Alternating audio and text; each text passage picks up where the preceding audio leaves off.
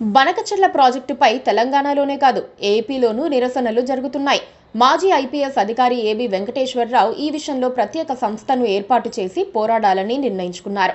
ఆలోచనాపరుల వేదిక పేరుతో ఏర్పాటైన ఈ సంస్థ బనకచెర్ల ప్రాజెక్టు కేవలం కాంట్రాక్టర్లు, రాజకీయ నాయకుల కడుపు నింపేందుకు తప్ప రాష్ట్ర ప్రజలకు ఎలాంటి ప్రయోజనం చేకూర్చని గుదిబండ ప్రాజెక్టుగా కుండబద్దలు కొట్టింది. పోలవరం బనకచెర్ల ప్రాజెక్టు తొలుత కేసీఆర్, జగన్, మెగా కృష్ణారెడ్డి బుర్రలో పుట్టిందని, అయితే ప్రస్తుత ఏపీ ముఖ్యమంత్రి చంద్రబాబు దాన్ని అత్యంత వేగంగా కేంద్ర జల సంఘంతో ఆమోదింపజేసుకుని కేంద్ర ఆర్థిక సహాయంతో నిర్మించేందుకు ఉవ్విళ్లూరుతున్నారని మేధావులు ఆరోపించారు. ఉమ్మడి రాష్ట్రంలో బచావత్ ట్రిబ్యునల్, ఆ తర్వాత వచ్చిన బ్రజేష్ ట్రిబ్యునల్ రెండు ఉమ్మడి ఆంధ్రప్రదేశ్కు 800 టీఎంసీల కృష్ణా నికర జలాలని కేటాయించాయి.